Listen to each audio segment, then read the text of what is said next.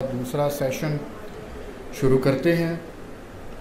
Schedule में तो आपने देखा होगा सलमान सफदर साहब का नाम लिखा हुआ था, और एक दिन पहले भी इसी तरह एक सेशन था, उसमें फ़रहाद अली शाह साहब का नाम लिखा हुआ था, लेकिन उसके आगे एक और चीज़ भी लिखी हुई थी, सब्जेक्ट टू अवेलेबिलिटी।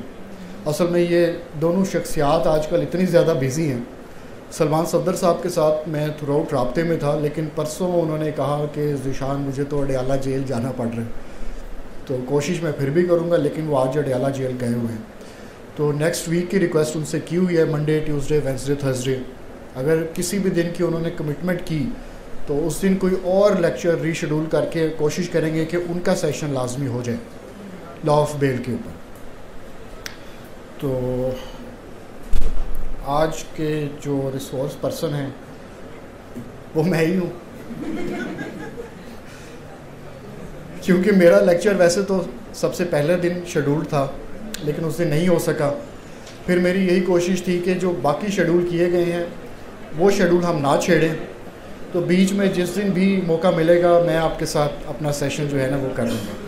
तो हमारा जो टॉपिक है आज का, जो सिविल प्रैक्टिस करना चाहते हैं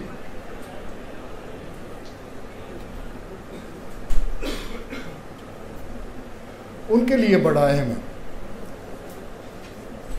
how to file a civil suit, file preparation, necessary documents. जब भी कोई सिविल सूट फाइल किया जाता है उसके साथ कौन कौन से दस्तावेज़ात लगाए जाते हैं, उसके साथ डॉक्यूमेंट्स कौन कौन से लगाए जाते हैं। अच्छा, उससे पहले मुझे ये बताइएगा कि ऑर्डर 6 रूल 1, सीपीसी तो आप सबने पढ़ी हुई है। ऑर्डर 6 रूल 1 याद है क्या था? चले मैं आपको बता देता हूँ। ऑर्डर 6 रूल 1 बताता है प्लीडिंग्स, नॉट प्लेंट, प्लीडिंग्स। क्या कहता है प्लीडिंग्स के मुतालिक? यस, प्लीडिंग्स शैल मीन ईदर प्लेंट और रिटन स्टेटमेंट। प्लेंट होती है अर्जी दावा। अर्जी दावा क्या होता है? कौन फाइल करता है अर्जी दावा? प्लेंटिव फाइल करता है, और उसके जवाब में डिफेंडेंट फाइल करता है रिटन स्टेटमेंट। रिटन स्टेटमेंट को उर्दू में क्या कहते हैं? जवाब दावा। तो प्लीडिंग्स ये दोनों चीज़ें हैं। अच्छा, फॉर एग्जांपल अगर कोई प्लेंटिफ है, वो कोई सिविल सूट फाइल करना चाहता है, उसने प्लेंट तैयार कर ली है, वो प्लेंट तैयार करके क्या सीधा ही किसी कोर्ट में जाकर केस फाइल कर देता है? फॉर एग्जांपल अगर जब आप लॉ कर रहे थे, आपने लॉ करके प्रैक्टिस शुरू कर दी, आपके कोई क्लास फेलो जज बन गए, आपने एक सिविल सूट तैयार किया है, वो सिविल सूट किसी सिविल जज के पास लगेगा, आपके कोई क्लास फेलो यहाँ सिविल जज लगे हुए हैं, क्या आप डायरेक्ट फाइल उनके कोर्ट में जाकर सबमिट कर सकते हैं? क्या पहले आप सीनियर सिविल जज के पास फाइल करेंगे, सीनियर सिविल जज साहब क्या करेंगे? उसके बाद वो मार्क करेंगे और फिर कंसर्न कोर्ट के पास वो केस पहुंच जाएगा। तो प्लीडिंग्स है प्लेंट और रिटन स्टेटमेंट, और ऑर्डर 6 बताता है। अच्छा, प्लेंट होती क्या है? अर्जी दावा क्या होता है? Basically it is a statement of claim in writing. एक स्टेटमेंट ऑफ क्लेम है, यानी देखें जो प्लेंटिफ है केस फाइल करने वाला, उसका कोई ना कोई क्लेम है किसी के खिलाफ। किसके खिलाफ हो सकता है वो क्लेम? डिफेंडेंट के खिलाफ। अब वो क्लेम उसने रिटन फॉर्म में कोर्ट में सबमिट करना है। तो ये लिखा हुआ है, क्लेम है, और किसकी तरफ से फाइल होगा? प्लेंटिफ की तरफ से फाइल होगा। In which he sets out his cause of action with all necessary particulars, जिसमें वो लिख कर बता रहा है कि मेरी कॉज ऑफ एक्शन कब अराइज हुई, मेरा बनाए दावा। ये कॉज ऑफ एक्शन क्या होता है? इसको हम उर्दू में बनाए दावा कहते हैं। ये होता क्या है? कोई बता सकता है? हाथ खड़ा करें, बताएं अवैस। यस, सिंपल वर्ड्स में वो रीज़न जिसकी वजह से आपको डिफेंडेंट के खिलाफ केस फाइल करने की ज़रूरत पड़ी, तो दैट इज़ प्लेंट। और इसके जवाब में डिफेंडेंट क्या फाइल करता है? Written statement. रिटन स्टेटमेंट में वो क्या करता है? जो प्लेंट में प्लेंटिफ ने इल्ज़ामात उसके खिलाफ लगाए थे वो 1 बाय 1 सारे इल्ज़ामात की या तो तरदीद कर देता है कि मैं नहीं मानता, या फिर कहते हैं कि भाई ठीक है, ये तो जो कह रहा है ठीक है।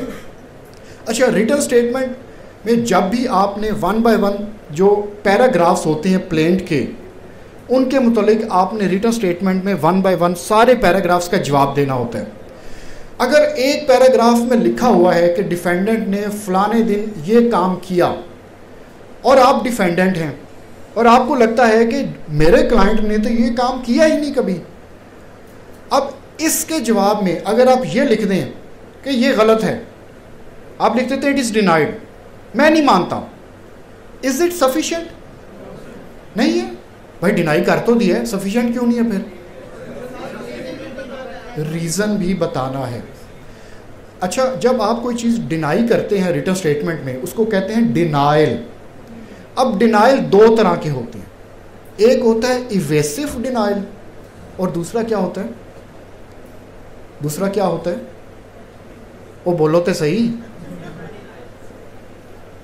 Specific denial. एक इवेसिव, अगर आपने रिटन स्टेटमेंट में लिख दिया डिफेंडेंट हेयर बाय डिनाइज, बस that is it, this is evasive denial. अगर आपने लिखा defendant hereby denies for this reason, this is specific denial. अब आपने रीजन बताया है। अब डिनाइल तो दोनों है, एक इवेसिव है और एक स्पेसिफिक है, तो व्हाट इज डिफरेंस? कॉन्सिक्वेंस दोनों का क्या होगा? जो आपने स्पेसिफिक डिनाइल किया है, कोर्ट कहती है डिनाई तो कर दिया है लेकिन हम इसको डिनाइल नहीं मानते, इट अमाउंट्स टू एडमिशन। ये एडमिशन ही समझा जाएगा, आपने अपनी तरफ से डिनाई कर दिया। तो इसका मतलब है कि रिटन स्टेटमेंट में आपने जिस फैक्ट को भी डिनाई करना है, आपने डिटेल के साथ, रीज़न के साथ डिनाई करना है। एक तो ये चीज़ आ गई। अच्छा, अब हम देखते हैं, क्योंकि हम अपने टॉपिक के इर्द गिर्द ही रहेंगे कि डॉक्यूमेंट्स कौन कौन से लगाने हैं। जो प्रैक्टिस कर रहे हैं उन्होंने अक्सर देखा होगा, कौन कौन प्रैक्टिस कर रहे हैं? ज़रा हाथ खड़ा करें। ठीक है, खुलकर हाथ खड़ा कर लें, डरे ना। ठीक है, यानी थोड़े ही कर रहे हैं प्रैक्टिस। जो प्रैक्टिस कर रहे हैं उनसे मैं पूछूंगा, जब आपने कोई नया दावा फाइल किया, उसके साथ कुछ फहरिस्त लगाई थी आपने।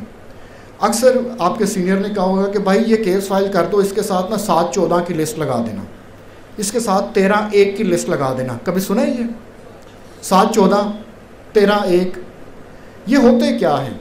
ये कौन सी प्रोविजंस हैं? 7-14 की प्रोविजन कौन सी है? किस लॉ की है? सीपीसी की। अब ये 7-14 कहता है कि कौन से डॉक्यूमेंट्स लगाने हैं, किसने लगाने हैं? प्लेंटिफ ने। ये प्लेंटिफ के डॉक्यूमेंट से डील कर रहा है। इसको हम देख लेते हैं कि प्रोविजन कहती क्या है। अच्छा, मैं आपको ना एक टिप देना चाहूँगा यहाँ पर स्टेच्यूट रीडिंग के मुतल्लिक। हो सकता है आपने पहले इस टिप के साथ ही पढ़ा हो। स्टेच्यूट, अगर आपको उसकी कोई प्रोविज़न समझ नहीं आ रही तो उसका एक तरीका है, उसको, क्योंकि जिस प्रोविज़न को भी आपने समझना है ना, उसके लिए आपको पता होना चाहिए कि इस प्रोविज़न के इंग्रेडिएंट्स क्या हैं। ख़ास तौर पे जैसे पीपीसी है, अब एक ऑफेंस कॉन्स्टिट्यूट होता है, आपको पता होगा कि ये इंग्रेडिएंट्स पूरे होंगे तो ये ऑफेंस बनता है। इसी तरह हर स्टेच्यूट कि हर प्रोविज़न में कुछ ना कुछ उसके अंदर जो बताया गया है, दैट इज़ इंग्रेडिएंट्स। अगर आपको वो स्टेच्यूट नहीं समझ में आ रहा, उसके सेक्शंस, तो आप उसको डाइसेक्ट कर दें, उसको डिवाइड कर दें, 3-4 हिस्सों में तकसीम कर दें, फिर आपको पढ़ने में आसानी आएगी। क्योंकि कई दफ़ा ऐसे होता है कि सेक्शन शुरू एक जुमले से होता है और उसका जो अगला हिस्सा है वो बाद में आ रहा होता है, बीच में एक एडिशनल इंफॉर्मेशन होती है। अब आप पहले पोर्शन को और एडिशनल इंफॉर्मेशन को पढ़ते हैं तो it does not make any sense. होता क्या है, पहले पोर्शन को पढ़ें, बीच में से एडिशनल इंफॉर्मेशन एक्सक्लूड कर दें और आगे वाला पढ़ें। अब एक चीज़ आपको क्लियर हो जाएगी, फिर उसके बाद एंड में एडिशनल इंफॉर्मेशन लगाएं तो आपको पता चलेगा ये स्टेच्यूट कैसे क्या कह रहा है। Section order 7 rule 14 where a plaintiff. अब एक चीज़ क्लियर हो गई कि ये सेक्शन किससे डील कर रहा है? प्लेंटिफ से। अब एक प्लेंटिफ है लेकिन वो कर क्या रहा है? Sues upon a document. Sues upon क्या मतलब? सिर्फ अभी सूज अपॉन पर रहे। सूज अपॉन, सू कहते हैं ना, सू। अभी मैंने बेस की तो बात ही नहीं की। अ प्लेंटिफ सूज, क्या मतलब इसका? इसका मतलब है एक प्लेंटिफ है, उसने एक दावा दायर किया है। अब वो दावा किसकी बेस पर है? Upon a document. एक प्लेंटिफ है और वो प्लेंटिफ किसी दस्तावेज की बुनियाद पर कोई दावा दायर कर रहा है। अब वो डॉक्यूमेंट किस नेचर का है? इन हिज पोजेशन और पावर। वो डॉक्यूमेंट जिसकी बुनियाद पर वो दावा दायर कर रहा है, वो डॉक्यूमेंट या तो उसकी पोजेशन में है या फिर उसकी पावर में है। What is difference between possession and power? अगर मैं आपसे पूछूं कि कोई ऐसा डॉक्यूमेंट आज आपकी पोजेशन में है, तो क्या जवाब देंगे? इतने बैठे हुए बताएं, आपकी पोजेशन में कौन कौन से डॉक्यूमेंट्स हैं? बताएं, आप बताएं। आपकी नोटबुक आपकी पोजेशन में, आपके पास है। और मैं अगर आपसे पूछूं कोई ऐसा डॉक्यूमेंट जो आपकी पावर में है, वो कौन सा हो सकता है? यस, एनी डॉक्यूमेंट जो घर पर पड़े या हो सकता है किसी और जगह पर पड़े हों और आप किसी भी वक्त भी जाकर उन डॉक्यूमेंट्स को वहां से उठाकर लेकर आ सकें, जो अभी आपके पास है या आपकी एक्सेस में है। ही शैल प्रोड्यूस इट इन कोर्ट। इसका क्या मतलब? कि वो डॉक्यूमेंट्स जो कि उसकी पोजेशन में हैं और वो डॉक्यूमेंट्स जो उसकी पावर में हैं, वो उसने कोर्ट में प्रोड्यूस करने हैं। कब प्रोड्यूस करने हैं? Yes, when the plate is presented.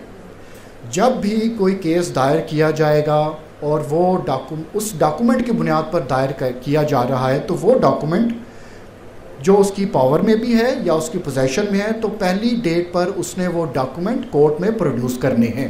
लेकिन बात सिर्फ यहाँ तक नहीं है, ना सिर्फ प्रोड्यूस करने हैं बल्कि and shall at the same time deliver the document और a copy thereof to be filed with the plaint. अब इस प्रोविजन ने दो चीज़ें बताई। पहली चीज़ ये है कि वो डॉक्यूमेंट जिसकी बुनियाद पर आप दावा दायर कर रहे हैं, वो डॉक्यूमेंट जब आपने प्लेट प्रेजेंट की है, you are suppose to produce that document. या तो वो आपकी पोजेशन में था या आपकी पावर में था, ठीक है, प्रोड्यूस तो कर दिया। आप कोर्ट में गए, फाइल आपकी पहुंची हुई है, आपने जैसा आपको कहा कि सर मैं इस डॉक्यूमेंट की बुनियाद पर ये दावा दायर कर रहा हूँ। उन्होंने कहा कि 7/14 पढ़ा है, उसमें लिखा हुआ है कि प्रोड्यूस करो। आपने कहा बिल्कुल सर, ये देखें, I have produced this document. तो जैसा आपने कहा 7/14 का अगला हिस्सा पढ़ें, उसमें क्या लिखा हुआ है? आपने तो ये सबमिट करने हैं, ये डॉक्यूमेंट सबमिट करें, द डॉक्यूमेंट और a copy thereof to be filed with the plaint. इसका क्या मतलब है कि ओरिजिनल डॉक्यूमेंट आप जब आपने कोई नया दावा दायर करना है, वो डॉक्यूमेंट्स जिनकी बुनियाद पर वो दावा दायर किया जा रहा है, वो डॉक्यूमेंट्स आपने कोर्ट में साथ लेकर जाने हैं और डॉक्यूमेंट्स प्रोड्यूस करने हैं और साथ ही डॉक्यूमेंट्स सबमिट कर देने हैं। तो इसका मतलब है कि ओरिजिनल डॉक्यूमेंट्स तो पहली पेशी पर ही आपने कोर्ट में सबमिट कर दिए। ऐसा ही है कि नहीं है? यस, कॉपी भी साथ लगा सकते हैं। क्या लिखा है? एंड लिखा है कि और लिखा है? द डॉक्यूमेंट और अ कॉपी देयर ऑफ। तो भाई हम जब हमें लॉ ने इजाज़त दी है तो फिर असल डॉक्यूमेंट्स तो हम नहीं लगाएंगे, हम क्या लगाएंगे उसके साथ? उसकी कॉपी। अब जो प्रैक्टिस करते रहे हैं, मुझे वो बताइए, जब भी आपने कोई नया दावा दायर किया और कोर्ट में गए तो आपने कभी ओरिजिनल डॉक्यूमेंट्स प्रोड्यूस किए? नो किए। इसका मतलब प्रैक्टिस में 7/14 के ऊपर उसकी एप्लीकेबिलिटी नहीं हो रही, यानी उसकी कंप्लायंस नहीं हो रही। तो 7/14 तो कहता है कि ओरिजिनल डॉक्यूमेंट्स कोर्ट में साथ ही प्रोड्यूस करने हैं और उसकी कॉपी साथ आपने अटैच कर देनी है। अब इसमें फोकस किस चीज़ पर होगा? ये सूज अपॉन ए डॉक्यूमेंट, ये ज़रा जहन में रखना है, सूज अपॉन ए डॉक्यूमेंट। अब हम आगे चलते हैं। 7/14 कुछ और भी कहता है। अभी ऐसे डॉक्यूमेंट की बात की, किस डॉक्यूमेंट की बात की अभी 7/14 में? जिस डॉक्यूमेंट की बुनियाद पर दावा किया जा रहा है और वो डॉक्यूमेंट या पोजेशन में है या तो पावर में है। तो डॉक्यूमेंट जिसकी बेस पर सू किया जा रहा है, डॉक्यूमेंट जो आपकी पोजेशन में है, डॉक्यूमेंट जो आपकी पावर में है। अब 7/14 किसी और डॉक्यूमेंट के मुतालिक भी कुछ कहता है। वेयर ही रिलाइज, पीछे क्या वर्ड था? सूज। अब he relies, where he relies on any other documents. अच्छा, अब मैंने अभी आपको कहा ना कि प्रोविजन है उसमें पहला पोर्शन, दूसरा पोर्शन और बीच वाला पोर्शन। अब हम बीच वाले पोर्शन को एक दफ़ा एक्सक्लूड कर रहे हैं, वेदर इन हिज पोजेशन और पावर और नॉट, इसको छोड़ दें। ये जो बीच में ये वाली लाइन है, second line, where he relies on any other documents as evidence in support of his claim, he shall enter such documents to be added or annexed to the plaint. अब ये कौन से डॉक्यूमेंट है? ये उन्होंने कहा कि वो डॉक्यूमेंट जिनके ऊपर वो रिलाई कर रहा है, वो documents he shall enter such documents to be added or annexed to the plaint. उन डॉक्यूमेंट्स को एक लिस्ट में ऐड कर देना है जो कि प्लेट के साथ सबमिट की जाएगी। अब पिछले पोर्शन में था सूज और यहाँ है रिलाइज। अब हम वो जो दरमियान वाली बात थी उसको बीच में ऐड करते हैं, वेदर इन हिज पोजेशन और पावर और नॉट। अब डॉक्यूमेंट सूज अपॉन उसकी पोजेशन में या पावर में? सूज अपॉन है, वो होना चाहिए सूज अपॉन। अब इसी प्रोविजन ने डॉक्यूमेंट रिलाइड के मुतालिक कहा कि भाई वो तुम्हारी पोजेशन में है या नहीं है, पावर में है या नहीं है, लेकिन तुमने क्या करना है, एक लिस्ट बनानी है, उस लिस्ट में उस डॉक्यूमेंट का जिक्र करके प्लेट के साथ लफ कर देनी है। अब इस प्रोविजन में दो टाइप के डॉक्यूमेंट्स आ गए। कौन कौन से? डॉक्यूमेंट्स जिनकी बुनियाद पर दावा सू किया जा रहा है, जिसकी बुनियाद पर, और वो डॉक्यूमेंट जिसकी बुनियाद पर रिलाई किया जा रहा है। डॉक्यूमेंट सूड अपॉन का पोजेशन भी है, हो सकता है, और वो पावर में भी हो सकता है, और जिस पर रिलाई किया जा रहा है वो बेशक पोजेशन में है, वो बेशक पोजेशन में नहीं है, वो बेशक पावर में है, वो बेशक पावर में नहीं है, उसको लिस्ट में लिखकर ऐड कर देना है। अब दो डॉक्यूमेंट्स आ गए, documents sued upon and documents relied upon. What is difference? अब ये बहुत अहम चीज़ है सिविल की प्रैक्टिस करने वाले, क्योंकि जब भी आप सिविल का कोई भी केस दायर करते हैं, आ जाकर वो किनके गिर्द घूमते हैं? डॉक्यूमेंट्स।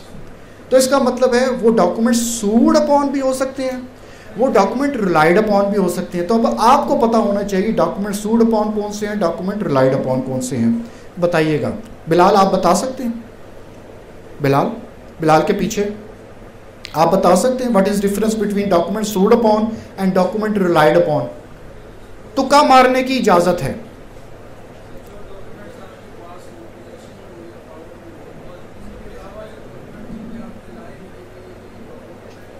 ये तो प्रोविजन ने बता दिया ना कि डॉक्यूमेंट सूड अपॉन आपकी पोजेशन में होने चाहिए, डॉक्यूमेंट रिलाइड अपॉन पोजेशन में है या नहीं है, लेकिन नेचर क्या है, वो कौन से डॉक्यूमेंट्स हो सकते हैं, उससे फ़र्क क्या पड़ेगा केस में? कोई और बताना चाहे हाथ खड़ा करें। जी गुलाम नबी।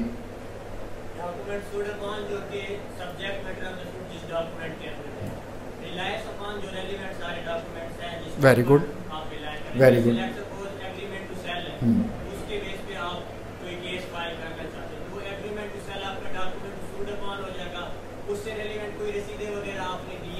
वेरी गुड, बिल्कुल बैठे, बिल्कुल ठीक कहा गुलाम नबी ने। Document sued upon those documents on which a plaintiff basis his claim, वो डॉक्यूमेंट जिसकी बुनियाद पर दावा दायर करने वाला अपने क्लेम को बेस कर रहा है। और डॉक्यूमेंट्स रिलाइड अपॉन, अब क्लेम कर दिया एक डॉक्यूमेंट की बेस पर, अब उस क्लेम को साबित करना है, उस क्लेम को साबित करने के लिए और डॉक्यूमेंट्स भी तो आप पेश करेंगे। Those documents are documents relied upon. अच्छा, इन्होंने एग्जाम्पल भी दी, एक बिल्कुल ठीक एग्जाम्पल दी। किसकी एग्जाम्पल दी? एग्रीमेंट टू सेल की। अच्छा, मुझे अब ये बताइए, मोहम्मद अली अशफाक के साथ एक एग्रीमेंट टू सेल करता है। आज एक एग्रीमेंट टू सेल कर लिया कि मोहम्मद अली की जो प्रॉपर्टी है वो अशफाक ने 2 करोड़ रुपए के लिए ख़रीदनी है, और आज 1 करोड़ रुपया दे दिया। वो जो 1 करोड़ रुपया है वो क्या है? 1 करोड़ रुपया डॉक्यूमेंट रिलाइड अपॉन है। अच्छा, 2 करोड़ क्या है? यस, कंसिडरेशन अमाउंट है। उर्दू में क्या कहते हैं उसको? ज़र बै। वो जो 1 करोड़ है वो क्या है? दैट इज़ अर्नेस्ट मनी, जिसको उर्फ़ आम में टोकन भी कहा जाता है, उर्दू में बयाना कहते हैं। और एग्रीमेंट टू सेल हमने लिख लिया आज की तारीख में। एग्रीमेंट टू सेल को कहते हैं इकरारनामा मुआहिदा बै। और उस इकरारनामा मुआहिदा बै में तय ये पा गया कि 1 महीने के बाद जो बकाया 1 करोड़ रुपए हैं वो पे कर दिए जाएंगे और कुछ लिखकर एग्जीक्यूट कर लिया जाएगा। वो लिखकर एग्जीक्यूट क्या होगा? यस, सेल डीड, बैनामा। 1 महीने का टाइम गुजर गया। अशफाक मोहम्मद अली के पास गया और कहा कि मोहम्मद अली साहब बकाया 1 करोड़ रुपए लें और मेरे नाम रजिस्ट्री लिख दें। मोहम्मद अली ने कहा भाई अब मैं नहीं करता, मुझे तो 3 करोड़ मिल रहे हैं। अब वो जो अशफाक था वो बार वोकेशनल कोर्स के पार्टिसिपेंट्स के पास आ गया, क्योंकि ये सारे बहुत अच्छे माशाल्लाह वकील बन चुके हुए थे। अब अशफाक कहता है भाई मुझे मशवरा दें, वो तो मुकर गया है, क्या मशवरा देंगे उसको? Yes, suit for specific performance of agreement to sell, इसको कहते हैं दावा बराए तामील मुख्तस। ये फाइल करेंगे आप। अब आप जी हाँ, टाइम स्टिपुलेटेड टाइम गुजर गया है, टाइम टू फाइल सूट नहीं गुजरा, वो 3 साल का टाइम होता है। स्टिपुलेटेड टाइम फॉर एग्जांपल 1 महीने के बाद आपने तय किया था कि आज हमने स्टिपुलेटेड टाइम ख़त्म हो जाएगा, रिमेनिंग अमाउंट पे कर दी जाएगी, वो आज टाइम पूरा हो गया, लेकिन उसने सेल डेट नहीं लिख कर दी और पैसे रिसीव नहीं किए। अब जो प्रॉपर्टी ख़रीदने वाला था वो तो कहीं ना कहीं कोर्ट में जाएगा। अब उसके पास 3 साल का टाइम है स्टिपुलेटेड डेट से, वो 3 साल के अंदर अंदर suit for specific performance file कर सकता है।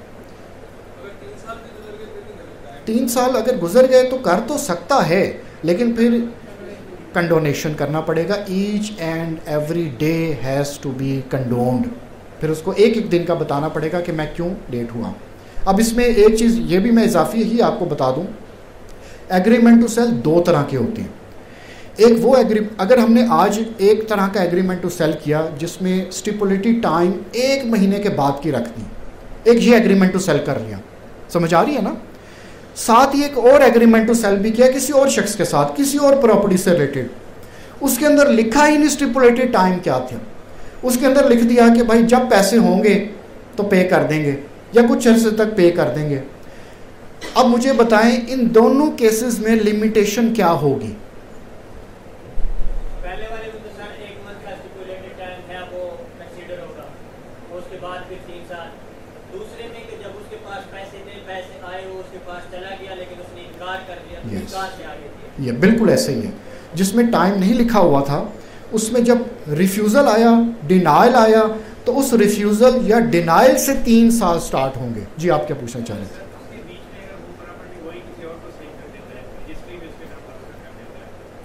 हाँ, अब इसमें यह है कि जिस दिन उसको डिनाइल आया था फौरी तौर पर वो suit for specific performance file कर दे।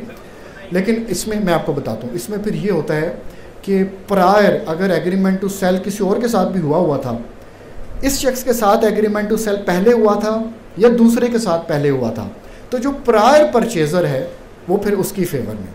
अब अगर जो ऐसा शख्स जिसने बाद में वो प्रॉपर्टी ख़रीदी थी, तो फिर ऐसे केसेस में कोर्ट कहते हैं कि भाई ये तुम्हारा और सेलर या वेंडर का मामला है, तुम कोई डैमेजेस उससे क्लेम करना चाहते हो अगर तुम्हें नुकसान हुआ है, लेकिन क्योंकि पहले एग्रीमेंट टू सेल उसने किया था लिहाजा उसका इस्तेकाक बनता है। ये इसका है।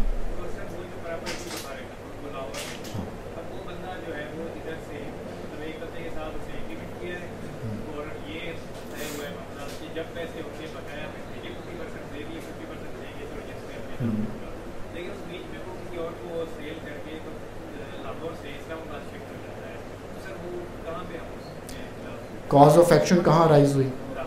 तो फिर लाहौर में ही होगा, वो जिधर भी चला जाए। ये मेरा ख्याल है इस पर तो एक सेशन शायद हुआ था कि टेरिटोरियल जुरिस्डिक्शन की ये बात आ रही है। अगर वो कराची भी चला जाए, देखना चाहिए था कि एग्रीमेंट टू सेल यहाँ एग्जीक्यूट हुआ, कॉज ऑफ एक्शन यहाँ राइज हुई और सूट प्रॉपर्टी भी यहाँ पर सिचुएटेड है, तो फिर तो ऑब्वियसली उसको बनाए, उसको तो फिर बनाना चाहिए फ्री, क्योंकि अगर उसको बिक चुका हुआ है या उसको एग्रीमेंट टू सेल एग्जीक्यूट हुआ है, वो अगर आप नहीं भी बनाते ना, वो खुद आ जाएगा, वो कहेगा कि जी मुझे भी इस केस में फ्री बनाया जाए मुकदमा, ताकि मुझे भी कॉन्टेस्ट करने की इजाज़त दी जाए। ठीक है, चले, तो हम बात कर रहे थे document sued upon and document relied upon. अच्छा, अब आपने, वो आपके पास आया और उसने आकर कहा कि ये मैंने इससे प्रॉपर्टी ख़रीदनी थी और इसने तो इनकार कर दिया है। अब आपने उससे डॉक्यूमेंट्स कौन कौन से, जाहिर बात है केस फाइल करने के लिए, कोई एडवाइस देने के लिए डॉक्यूमेंट्स आप उससे मांगेंगे। इस तरह के केस में कौन कौन से डॉक्यूमेंट्स आप उससे मांग सकते हैं? सबसे पहला डॉक्यूमेंट कौन सा मांगेंगे? Sale deed, stamp paper, NIC। पहले उसको कहेंगे NIC दो, मैं पहले देखूं तुम वाकई हो कि नहीं हो।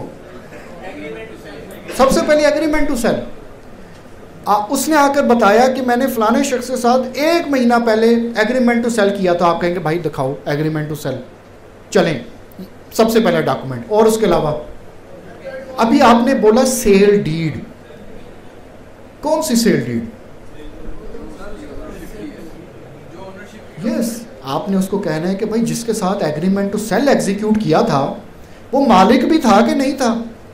देखिए, आप किसी की प्रॉपर्टी खरीदने जाते हैं, वो आपको कहते हैं मैं मालिक हूँ। सबसे पहले आप कहेंगे भाई मैं आपकी प्रॉपर्टी खरीदता हूँ, मुझे अपनी मलकियत का सबूत तो दिखाएं, फ़र्द हो जाए, बैनामा सेल डीड की कॉपी हो जाए। और जब एग्रीमेंट टू सेल एग्जीक्यूट किया जाता है ना, तो जो बेचने वाला होता है उसका ओनरशिप का सबूत या टाइटल डॉक्यूमेंट की डिटेल एग्रीमेंट टू सेल में भी ज़रूर लिखनी चाहिए कि इस तरीके से वो मालिक बना। चलें, एक तो सेल डीड होगी। और जी मोतिबा, और डॉक्यूमेंट कौन से लगाएंगे साथ?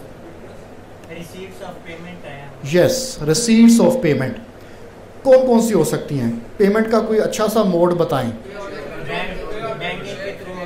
सबसे बेहतरीन मोड कौन सा है?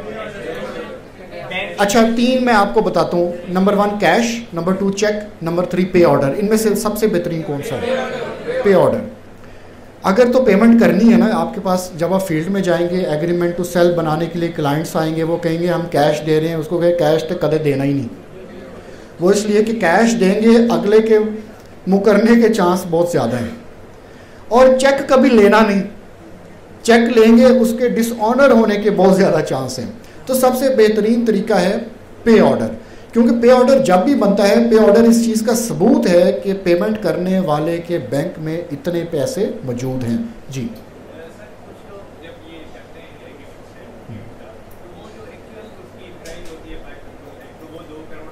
अच्छा चले, ये टॉपिक से रिलेटेड तो नहीं था, लेकिन अहम पॉइंट ज़रूर है। मैं पहले इनका पॉइंट आपको बता देता हूँ। पॉइंट ये है कि जब लोग सेल डीड लिखते हैं, 2 करोड़ की प्रॉपर्टी होती है, लेकिन सेल डीड में लिख रहे होते हैं 50 लाख की खरीदी है। उसकी क्या वजह है? अच्छा, वो सेल डीड में 50 लाख ही लिखते हैं, लेकिन उन्होंने एक पहले एग्रीमेंट टू सेल भी किया होता है। एग्रीमेंट टू सेल में ओरिजिनल अमाउंट लिखते हैं, लेकिन इशू ये है कि एग्रीमेंट टू सेल को रजिस्टर नहीं करवाना होता, करवाया नहीं जाता। ज़्यादातर केसेस में करवाना चाहिए लेकिन नहीं करवाया जाता। अब sale deed has to be registered, क्योंकि ये वो डॉक्यूमेंट है जिसका रजिस्टर किए जाना ज़रूरी है। अब यहाँ पर वो ओरिजिनल अमाउंट, कंसिडरेशन अमाउंट नहीं शो करते, वो शो करते हैं जिसको हम DC रेट कहते हैं। 2 करोड़ की प्रॉपर्टी का DC रेट होगा 50,000 रुपया। ये मैं आपको बता रहा हूँ कि ये किया जाता है, मैं आपको रिकमेंड नहीं कर रहा, क्योंकि टैक्स इवेजन मैं आपको कभी भी नहीं कहूँगा कि वो आप करें। उसका मकसद ये होता है कि अगर 50 लाख की प्रॉपर्टी है, जब आप सेल डीड एग्जीक्यूट करेंगे उसके ऊपर 2 करोड़ की अगर प्रॉपर्टी है, उसके ऊपर जब आप सेल डीड रजिस्टर करेंगे तो 2 करोड़ के हिसाब से टैक्स लगेगा, और वो टेंटेटिवली मेरा ख्याल है 15 से 20 लाख लग जाएगा। और जब आप DC रेट शो करेंगे तो वो फिर कम लगेगा, लेकिन ऐसा करना नहीं चाहिए। जो टैक्स बनता है, जो प्रॉपर्टी है, वो उस हिसाब से। वो इसलिए कि कई दफ़ा ये भी होता है कि वो शो नहीं करना चाह रहे होते कि 2 करोड़ हमने कहाँ से मैनेज किए, लेकिन प्रॉपर्टी बेचने वाले को नुकसान है। वो इसलिए कि ले वो 2 करोड़ रहा है और शो कर रहा है 50 लाख रुपया, तो कल को जब वो बकाया 1.5 करोड़ रुपए कहीं इन्वेस्ट करेगा तो FBR उससे पूछ सकता है 1.5 करोड़ रुपया कितों आया।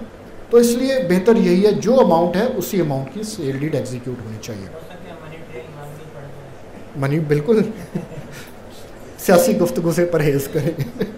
अच्छा,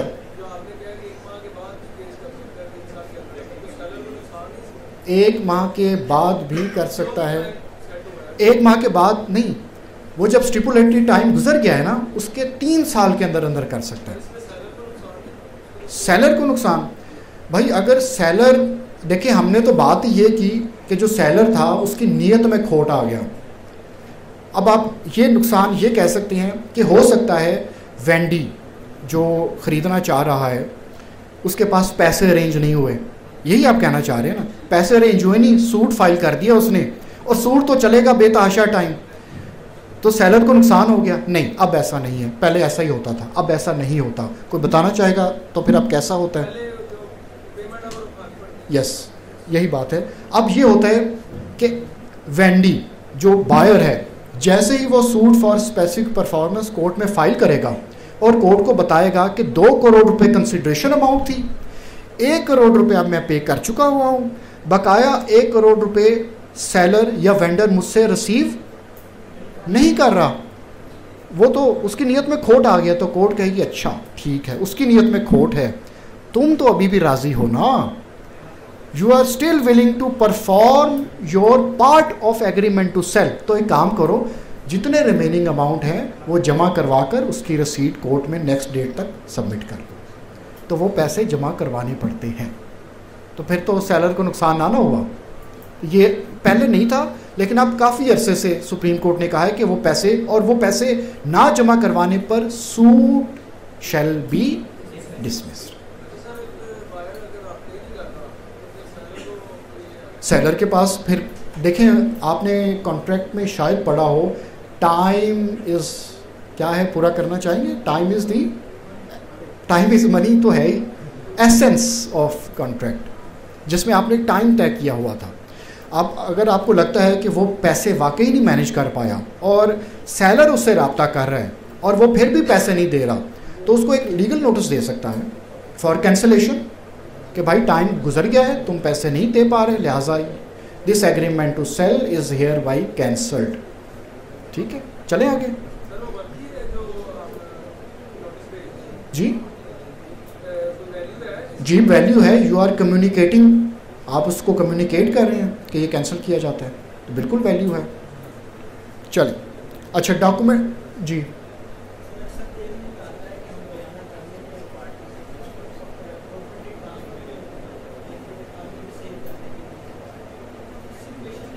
इस सिचुएशन का जवाब वैसे पहले आ चुका हुआ है।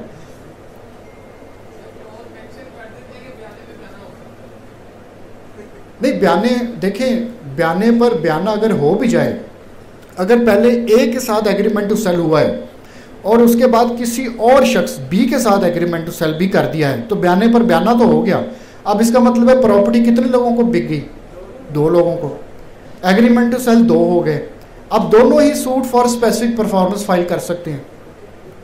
लेकिन अगर पहला ये साबित कर दे कि I was always willing to perform my part, तो उसका केस डिक्री हो जाएगा क्योंकि उसका प्रायर एग्रीमेंट टू था। जी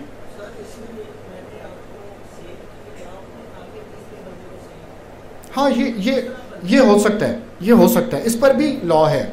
आप ये कहना चाह रहे हैं कि आपके साथ मैंने एग्रीमेंट टू सेल कर लिया और बाद में मैंने एग्रीमेंट टू सेल किसी और के साथ कर लिया, ऐसा हो सकता है, ये बयाने पर बयाना वो। लेकिन उसके लिए जब मैंने आपके साथ एग्रीमेंट टू सेल किया ना, तो मुझे एक क्लॉज उसमें लिखवा देनी चाहिए कि 1 महीने के बाद जब स्टिपुलेटेड टाइम पूरा होगा, तो या तो मेरी फेवर में सेल डीड हो या फिर जिसको भी मैं नॉमिनेट करूं उसकी फेवर में सेल डीड एग्जीक्यूट की जा सके। ये होता है, ये होता है। ख़ास तौर पे जो प्रॉपर्टी डीलर्स हैं वो ये करते हैं, कॉमन प्रैक्टिस है।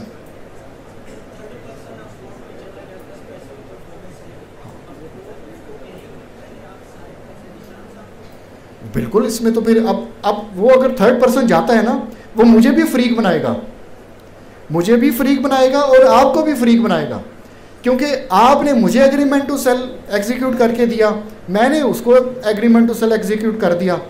अब आप मुझे सेल डीड नहीं बनाकर दे रहे और मैं उसको नहीं सेल डीड बनाकर दे रहा, वो suit for specific performance file करेगा, मुझे भी फ्रीक बनाएगा, आपको भी फ्रीक बनाएगा।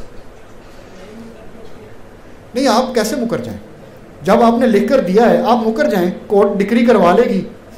देखिए, मुकरता है बंदा तो suit for specific performance file करना पड़ता है।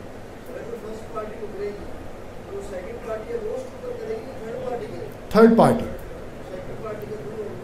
सेकंड पार्टी तो अपनी जान छुड़ाकर बीच में से निकल गई। अब उसको ये भी साबित करना पड़ेगा कि जो सेकंड बंदा था उसकी फेवर में फर्स्ट ने एग्रीमेंट टू सेल एग्जीक्यूट किया। वो बतौर विटनेस भी आ सकता है, बतौर फरीक भी आ सकता है। कंसीडिंग स्टेटमेंट बिल्कुल बहुत ज़रूरी है, क्योंकि बीच वाला शख्स तो देखिए मैंने जितने पैसे लेने थे मैंने ले लिए और थर्ड पर्सन को प्रॉपर्टी सेल कर दी और बीच में से निकल गया। प्रैक्टिकली मैं निकल भी जाऊँ ना, कोर्ट प्रोसीडिंग से मैं नहीं निकल सकता और आप मुझे निकाल भी नहीं सकते। आगे चलें। सर अगर एग्रीमेंट के अंदर ऐसी कोई क्लॉज ना लिखी हो फिर भी हो सकता है, लेकिन लिखवा देनी चाहिए। सर अगर ये ना लिखी हो तो फिर एग्रीमेंट टू सेल जो है वो तो उसको एक राइट नहीं दे रहा। राइट दे रहा है नहीं, वो अभी सेल डीड हुआ ही नहीं है, वो एग्रीमेंट टू सेल है, कुछ फ्यूचर ऑब्लिगेशन उसके अंदर कंडीशनल है, तो कंडीशन पूरी होंगी तो फिर वो ये वही मैंने कहा ना कि इस पर केस लॉ मौजूद है। अब कई दफ़ा ऐसे होता है कि अगर वही बात आ गई, अगर फर्स्ट पार्टी विलिंग है, उसको ऑब्जेक्शन नहीं है, तो जो बायर है वो किसी थर्ड पर्सन के साथ कर भी ले, अगर वो कंसीड कर दे उसको तो फिर तो इशू ही नहीं है। मेरा सवाल ये था कि वो विलिंग नहीं था, उससे हाँ वो अगर विलिंग नहीं है तो वो कहे कि भाई मैं आपके एग्रीमेंट टू सेल को नहीं मानता, तो मैं तो सेल डीड जिसके साथ मेरा एग्रीमेंट टू सेल हुआ है मैं तो उसी की फेवर में करूँगा, ये तो फिर उसकी ऑप्शन है। तो इसलिए ऐसी क्लॉज लिख दी जाए तो डिस्प्यूट अराइज होने का स्कोप मिनिमम हो जाता है। मेरा ख्याल है टॉपिक पर वापस आए। चलें, document sued upon and document relied upon. तो बात हो रही थी कि आपने उससे एग्रीमेंट टू सेल ले लिया जो उसने सेलर के साथ किया था, फिर सेल डीड की कॉपी ले ली जो सेलर की थी, और कौन कौन से डॉक्यूमेंट्स लिए, कौन से, पे ऑर्डर ले लिया, और कौन से डॉक्यूमेंट लिए, कौन कौन से डॉक्यूमेंट हो सकते हैं ज़रा थोड़ा बताइए। रिसीट ले ली, किस चीज़ की, पेमेंट रिसीट्स, और ठीक है, और टोकन की रसीद, ठीक है, और बे नहीं बै, और चलें अब मुझे बताएं इनमें से डॉक्यूमेंट सूड अपॉन कौन है। आप ठहरिएगा Ghulam Nabi, document sued upon कौन है और डॉक्यूमेंट रिलाइड अपॉन कौन है। एक मिनट है, शफी आप बताइए, शफी उर रहमान, डॉक्यूमेंट ये जो इतने डॉक्यूमेंट्स हैं इनमें से डॉक्यूमेंट सूड अपॉन कौन सा है, डॉक्यूमेंट रिलाइड अपॉन कौन सा है। पे ऑर्डर डॉक्यूमेंट सूड अपॉन है कि रिलाइड अपॉन है, डॉक्यूमेंट रिलाइड अपॉन। चलें, नुमान एंड सलमान किधर हैं, नुमान सलमान, सलमान बताइए जो इसमें एग्रीमेंट टू सेल है उसको क्या कहेंगे, वो कौन सा डॉक्यूमेंट है, वो डॉक्यूमेंट सूड अपॉन है। क्यों, क्योंकि एग्रीमेंट टू सेल की बेस पर आप अपना क्लेम कोर्ट में फाइल कर रहे हैं, that is document sued upon. अब हाँ, अब उस क्लेम को साबित करने के लिए और डॉक्यूमेंट्स आप दे रहे हैं, पे ऑर्डर की कॉपी दे रहे हैं, रिसीट की कॉपी दे रहे हैं, कोई पोजेशन अगर आपको मिल चुका हुआ है, बिजली का बिल आपने पे किया है उसकी आप कॉपी दे रहे हैं। All these documents are document relied upon. अच्छा, अब 7-14 हमने पढ़ा, अब 7-15 पढ़ते हैं। 7-14 क्या कहते हैं, एक दफ़ा थोड़ा सा रिपीट कर लें ज़रा। 7-14 दो डॉक्यूमेंट्स के मुतालिक था, डॉक्यूमेंट, अब डॉक्यूमेंट सूड अपॉन क्या होना चाहिए, आपकी पोजेशन में, आपकी पावर में। डॉक्यूमेंट रिलाइड अपॉन बेशक आपकी पोजेशन में है या नहीं है, पावर में है या नहीं है। अब 7-15 क्या कहता है, statement in case of documents not in plaintiff's possession और पावर। अब ये किन डॉक्यूमेंट्स की बात कर रहा है, तो इसका मतलब है ये डॉक्यूमेंट सूड अपॉन है कि डॉक्यूमेंट रिलाइड अपॉन है। Where any such document is not in the possession or power of the plaintiff, he shall, if possible, state in whose possession or power it is. अब वो documents जो उसकी possession में नहीं है, उसने list में हमने पीछे पढ़ा 7-14 में कि वो डॉक्यूमेंट्स जो डॉक्यूमेंट्स रिलाइड अपॉन हैं वो पोजेशन में हैं या नहीं हैं, एक लिस्ट बनाकर प्लेंट के साथ अटैच कर देनी है।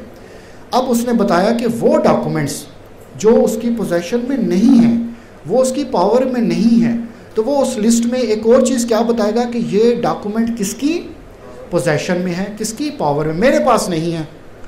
मैं बैंक स्टेटमेंट देना चाहता हूँ, बैंक वाले मुझे बैंक स्टेटमेंट नहीं दे रहे। अब बैंक स्टेटमेंट से क्या मैं साबित करूँगा कि जो सेलर है उसके अकाउंट में वो पैसे गए। अब वो बैंक स्टेटमेंट क्या होगा, डॉक्यूमेंट सूड अपॉन या relied upon, document relied upon. मेरी पोजेशन में है, मेरी पावर में है, कैसे पावर में है, मेरा तो है ही नहीं अकाउंट, वो अकाउंट किसका है, सेलर का, मैं बायर का हूँ, ना मेरी पोजेशन में है ना मेरी पावर में है। बैंक गया, उन्होंने इनकार कर दिया, लेकिन डॉक्यूमेंट रिलाइड अपॉन है, मेरा क्लेम साबित करने के लिए ज़रूरी है, तो मैंने वहाँ पर लिखा बैंक स्टेटमेंट ऑफ सेलर और नीचे लिख दिया कि मेरी पोजेशन में नहीं, किसकी पोजेशन में है, बैंक की पोजेशन में है।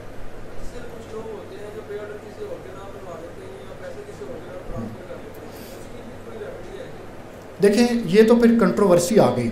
अगर पैसे किसी और के नाम जा रहे हैं तो सेलर कह दे मुझे तो पैसे रिसीव ही नहीं हुए, वो तो बीच में से बच गया। हाँ, अब यहाँ पर ज़रूरी क्या है, जो एग्रीमेंट टू सेल एग्जीक्यूट किया जा रहा है उसमें लिखें कि अर्नेस्ट मनी जो पे की गई है वो सेलर के अकाउंट में नहीं पे की गई, वो सेलर की डायरेक्शन पर फलाने शख्स के फलाने बैंक अकाउंट में या ये पे ऑर्डर दिया गया है, उसके अकाउंट में पैसे डिलीवर कर दिए गए।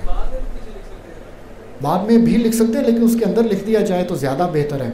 अगर बाद में लिखते हैं तो उसकी बैक साइड पर उसी के हाथ से तहरीर करवा कर उसके थंब इम्प्रेशन, मर्द का पता है ना कौन सा लगता है, उल्टा उल्टा तो फिर ऐसे लगेगा, तो लेफ़्ट का लगता है, और फीमेल जो होती है उनका राइट का लगता है। साइन भी करवा लें, अंगूठे भी करवा लें, क्योंकि कई लोग चालाकी से साइन थोड़े से रद्दो बदल करके कर देते हैं, अंगूठे को डिनाई नहीं किया जा सकता। जी हाँ, वो तो फिर जिसने करना हो वो बड़ा कुछ कर सकते हैं। नहीं, अब देखें उस वीडियो को, अब आप ये तो नहीं कह सकते कि सर ये वीडियो देख लो। अब उसका फिर जारी बात है, उस वीडियो के स्क्रीनशॉट्स लें, उन स्क्रीनशॉट्स को एग्जिबिट या मार्क जो भी आपको लगे कि करवाना चाहिए वो करवाएं। यूएसबी में भी हाँ, लेकिन वो उसके अलावा मैं कह रहा हूँ यूएसबी आप डालें शॉपिंग बैग में और वो करवा दें, लेकिन स्क्रीनशॉट्स भी आप, क्योंकि हमारी अभी अनफॉर्चुनेटली, आप गुलाम नबी ठीक कह रहे हैं, लेकिन आपको भी पता है ये कितनी टेक्नोलॉजी में हम अभी एडवांस हुए हैं, तो हमने रिलीफ लेना है, कोर्ट को असिस्ट करना है, जितना ज़्यादा फैसिलिटेट कोर्ट को करेंगे उतना ही हमें रिलीफ मिलने का चांस ज़्यादा होगा। तो 7:15 में कहा कि वो डॉक्यूमेंट जो आपकी पोजेशन में नहीं है वो आपने एक लिस्ट में मेंशन कर देना और साथ ही बता देना है कि किसकी पोजेशन में है। अब हम चलते हैं, ये लिस्ट देखते हैं। ये है वो लिस्ट जो आपने शायद कोर्स में देखी हो, ज़्यादातर आपने उर्दू में देखी होगी, देखिए ना उर्दू में 7/14 की, ये मैंने खुद तैयार की हुई है, और मैं आपको भी यही रिकमेंड करूँगा कि बाज़ार से जो बाहर कोर्स में मिलती है उसकी बजाय आप अपने ऑफिस में खुद तैयार करें। कर्जर नहीं नज़र आ रहा,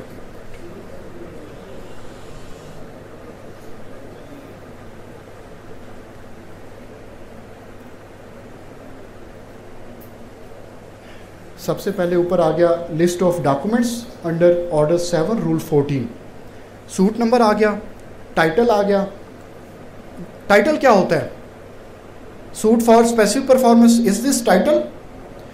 Mohammad Ali versus Ashfaq, is this title? Yes, this is title. इसको उर्दू में कहते हैं उन्वान। सूट फॉर स्पेसिफिक परफॉर्मेंस अगर लिखेंगे वो क्या है, सब्जेक्ट उसका। अब ये देखें, have you submitted the documents with the plaint, if so it's description.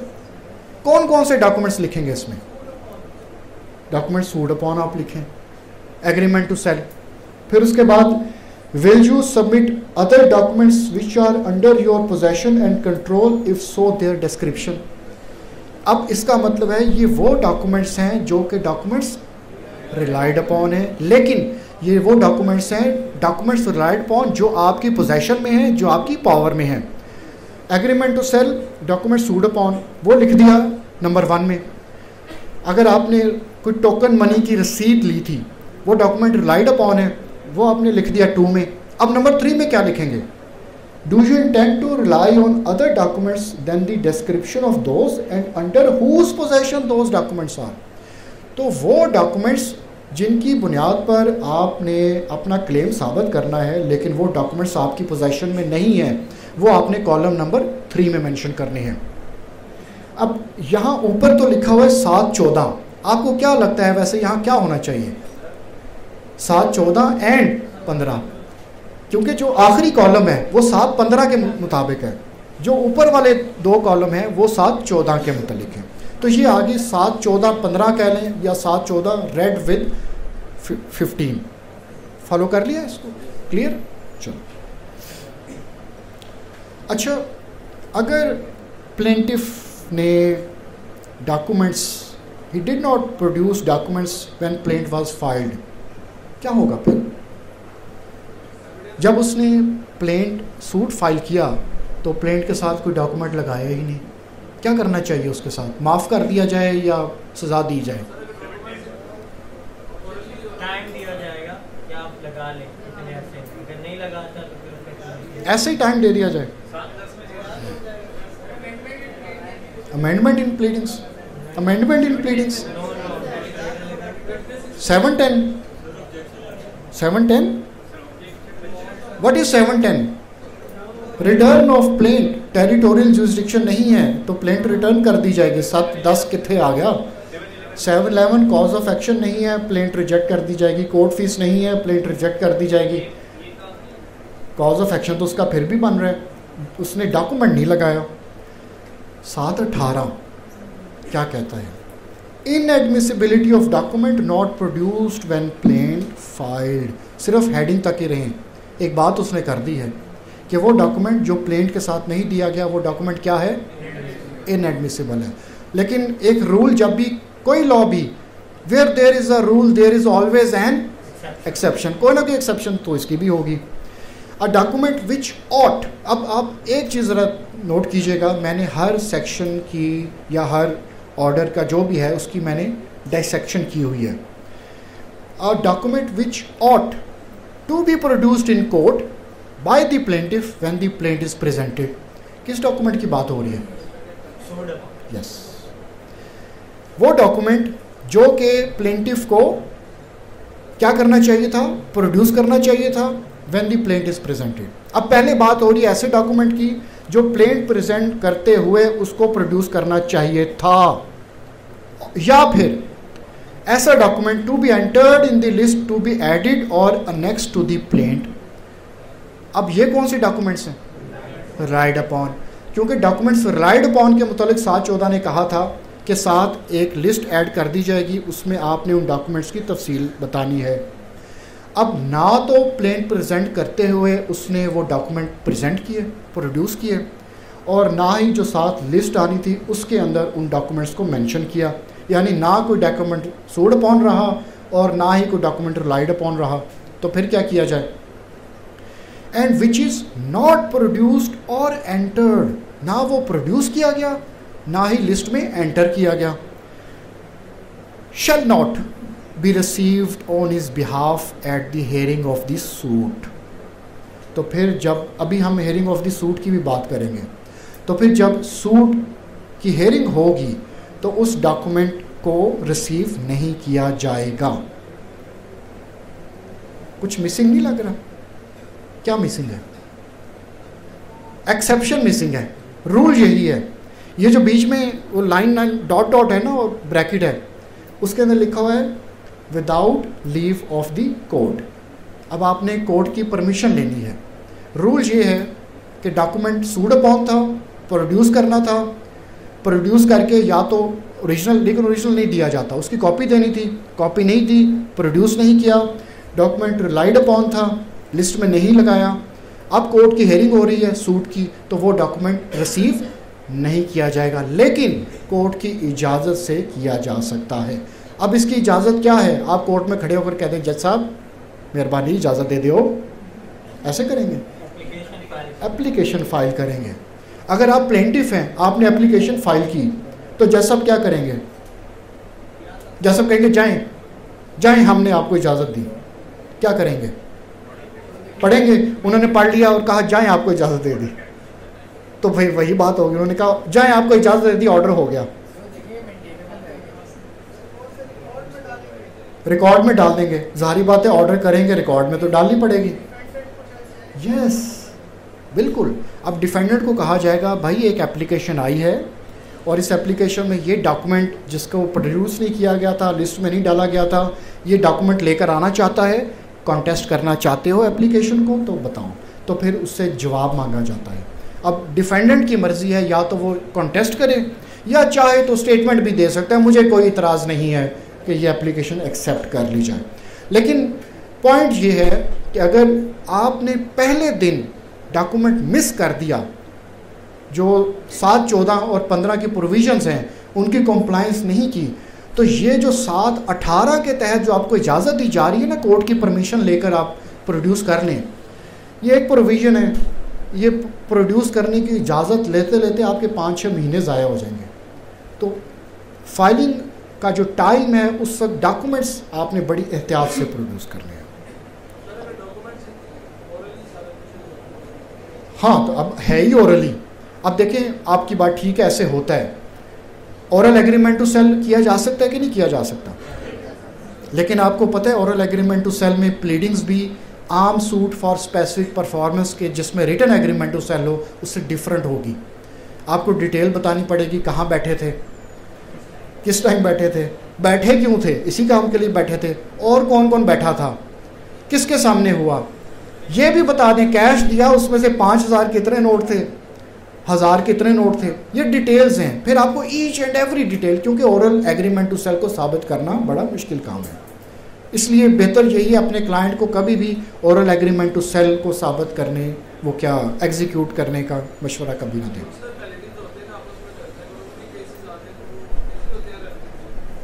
Relative 2 सगे भाइयों से बढ़कर हो सकता है कोई? नहीं हो सकता ना।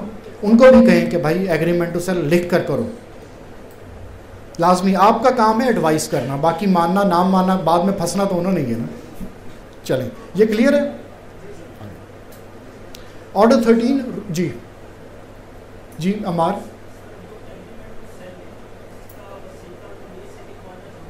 अच्छा ये क्वेश्चन इनका आया कि एग्रीमेंट टू सेल जो है उसका वसीका नवीस से लिखवाना ज़रूरी है कि नहीं है। अब मैं पहले आपसे पूछता हूँ, कौन कहते हैं कि ज़रूरी है? हाथ खड़ा करें, हाथ खड़ा करें। कौन कहते हैं ज़रूरी नहीं है? बाकी कहते हैं जो कुछ होए पहाड़ सानू कोई लेना देना नहीं है।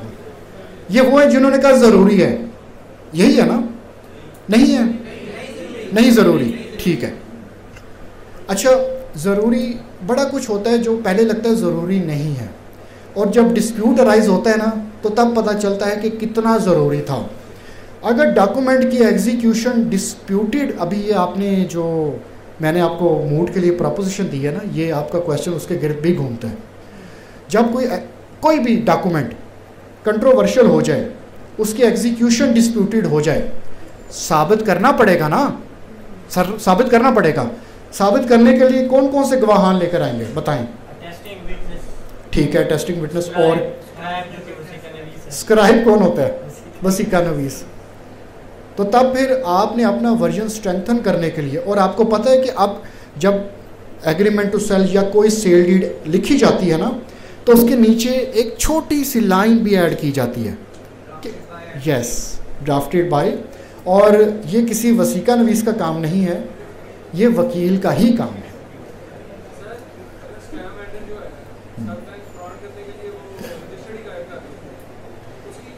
देखिए, वो जो रजिस्टर है वो डॉक्यूमेंट सूड अपॉन है कि डॉक्यूमेंट रिलाइड अपॉन है? Relied upon. अब देखना ये है कि अगर आपने रिमेनिंग एविडेंस से, आपने टेस्टिंग विटनेस 2 थे प्रोड्यूस कर दिए, आपने स्क्राइब था प्रोड्यूस कर दिया, आपने आइडेंटिफायर था प्रोड्यूस कर दिया, और कोरॉबरेशन भी रही, रजिस्टर वाले ने वसीका वो क्या स्टाम्प फरोश ने फ्रॉड भी कर दिया, रजिस्टर गायब कर दिया, लेकिन बकाया एविडेंस से तो आपने एग्जीक्यूशन ऑफ डॉक्यूमेंट साबित कर दिया ना, तो आपका केस साबित है। तो फिर उसके खिलाफ फिर अगर कोई चोरी का या गायब करने का अगर क्रिमिनल प्रोसीडिंग बन सकती है तो वो भी आप करवा सकते हैं। अब तो ऑनलाइन हो चुका है सारा कुछ। हाँ, लेकिन वो देखिए जो डिस्प्यूट राइज हो रहे हैं ना, वो अभी डॉक्यूमेंट्स ऐसे हैं जो पुराने थे, अभी भी पुराने डॉक्यूमेंट्स पर हो रहे हैं, क्योंकि हो सकता है 2010 का केस फाइल हुआ और एविडेंस पे अभी पहुंचा हो, ऐसे भी हैं। चलें आगे चलें। Order 13 rule 1, documentary evidence to be produced at first hearing. At the first hearing of the suit, ये कौन सी हेयरिंग है? फर्स्ट हेयरिंग कब है? फर्स्ट हेयरिंग है, प्लेंट फाइल हुई है जी। चलें, at the first hearing of the suit the parties shall produce all the documentary evidence of every description in their possession और पावर इन एक्यूरेट लिस्ट। ये जो हेयरिंग ऑफ द सूट है, ये इसका इशूज से कोई ताल्लुक है? बिल्कुल, ये जब रिटन स्टेटमेंट आ गई होगी, क्योंकि यहाँ पार्टीज लिखा हुआ है, ना यहाँ प्लेंटिफ लिखा है ना यहाँ डिफेंडेंट लिखा है। अब ये फर्स्ट हेयरिंग वो वाली तो हो नहीं सकती जिससे ये दावा दायर हुआ है, क्योंकि अगर वो वाली होती तो यहाँ पर पार्टीज नहीं लिखा होना था, यहाँ प्लेंटिफ लिखा होना था, क्योंकि जो पहली डेट होती है उस पर तो डिफेंडेंट कभी भी वहाँ पर मौजूद नहीं होता जी। नहीं, वो तो फर्स्ट डेट ऑफ हेयरिंग जो केस दायर किया जाता है, आपने साथ एप्लीकेशन फाइल की होती है, एफिडेविट लगाया होता है, स्टे तो आपको उसी दिन, जिसको एड इंटरम स्टे कहते हैं, और बाद में फिर वो टेम्पोरेरी इंजंक्शन की एप्लीकेशन एक्सेप्ट होती है।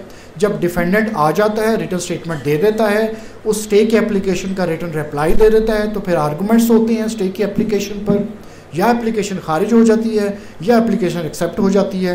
एप्लीकेशन एक्सेप्ट हो जाए स्टे कन्फर्म, एप्लीकेशन खारिज हो जाए स्टे डिसमिस, रिजेक्टेड या vacate. At the first hearing of the suit, the parties shall produce all the documentary evidence of every description in their possession or power in accurate list. अब ये आपने अक्सर देखा होगा, एक साथ 14 की लिस्ट होती है, एक साथ 13 की लिस्ट होती है, फहरिस्त दस्तावेजात। अगर आप प्लेंटिफ हैं तो फहरिस्त दस्तावेजात कब दायर करेंगे? साथ भी लगा सकते हैं, यस, फर्स्ट हेयरिंग पर। लेकिन प्रैक्टिस क्या है, आप 13(1) की साथ ही लगा देते हैं।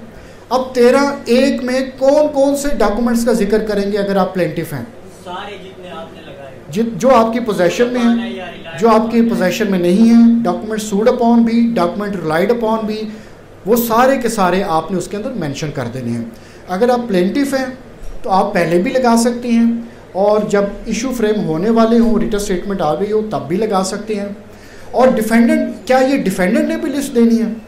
जी, दे सकता है, अगर उसके पास कोई डॉक्यूमेंट दे सकता है, हाँ, अगर उसके पास डॉक्यूमेंट है तो वो देगा। और ये बात जहन में रखनी है, जब भी आप रिटन स्टेटमेंट डिफेंडेंट की तरफ से दे रहे हैं, आपने 7(13) की या 7(14)(15) की लिस्ट नहीं लगानी, आपने 13(1) की लिस्ट लगानी है। 7(14) किसके लिए है? प्लेंटिफ के लिए। Document sued upon, document relied upon. 13(1) किसके लिए है? दोनों के लिए है, पार्टीज के लिए है। तो प्लेंटिफ को कहा कि भाई तुम पहली पेशी पर 7(14) लगा रहे हो, तुम चाहो तो 13(1) भी लगा दो साथ ही। लेकिन डिफेंडेंट कब लगाएगा? जब वो रिटन स्टेटमेंट देगा। तो रिटन स्टेटमेंट के साथ ही 13(1) की फहरिस्त लाजमी लगा दें, और साथ ही कोर्ट को बता दें कि ये वो डॉक्यूमेंट्स हैं जो मैंने अपना क्लेम या जो भी उसकी प्ली है उसको साबित करने के लिए यूज़ करना है। ये ऐसे होते हैं लिस्ट ऑफ डॉक्यूमेंट्स। जो 13(1) की फहरिस्त है वो इस तरीके से होती है। ये भी मैं आपको कहूँगा कि इंग्लिश में ही कोशिश करें, बना लें, डिफरेंस थोड़ा सा क्रिएट हो जाता है। सबसे ऊपर सूट नंबर, फिर कोर्ट का नाम, टाइटल आ गया, सूट का सब्जेक्ट आ गया। अब यहाँ पर देखें, copy of sale deed, copy of electricity bill, copy of gas bill, copy of allotment letter. अगर आप प्लेंटिफ हैं और आपने 13(1) की लिस्ट में डॉक्यूमेंट्स मेंशन करने हैं, जो हमने अभी प्रॉपोजिशन डिस्कस की, उस प्रॉपोजिशन के लिहाज से कौन कौन से डॉक्यूमेंट्स यहाँ लगाएंगे? Copy of agreement to sell, copy of sale deed, copy of pay order, वो सारे लगाएंगे। अब अगर डिफेंडेंट इसमें आया है और उसने आकर वर्जन ये लिया है कि प्लेंटिफ तो मेरे पास कभी आया ही नहीं और मैंने उसको लीगल नोटिस भेज दिया था, और आप डिफेंडेंट के वकील हैं, रिटन स्टेटमेंट तैयार कर रहे हैं, 13(1) की लिस्ट रिटर्न स्टेटमेंट के साथ लगाएंगे या नहीं लगाएंगे? लगाएंगे। जो अभी मैंने आपको बताया उस लिहाज से उस लिस्ट में कौन कौन से डॉक्यूमेंट्स लिखेंगे? Yes, copy of legal notice. असल तो होगा ही नहीं आपके पास। असल आपके मुताबिक किसके पास होना चाहिए? प्लेंटिफ के पास होना चाहिए। भेज दिया है। और एक मिनट ठहरें, और क्या लगाएंगे? यस, कुरियर की रसीद साथ लाजमी लगाएंगे। जब भी कोई लेटर किसी को भेजने का मेंशन करे ना, तो साथ कुरियर या कोई रिसीविंग वो साथ लगाएं। जी क्वेश्चन ये तो ऐसे ही मेंशन की हुई है ना।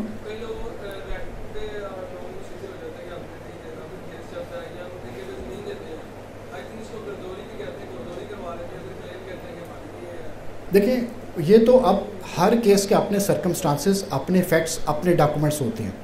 अगर गिरदावरी, खसरा गिरदावरी या कोई और इंतकाल या कोई फ़र्द आपके केस में अगर आपको कुछ क्लेम साबित करने के लिए रिक्वायर्ड हैं और आपके क्लाइंट ने आपको बताए हैं तो लाजमी लगाएं और पहली पेशी पर लगाएं।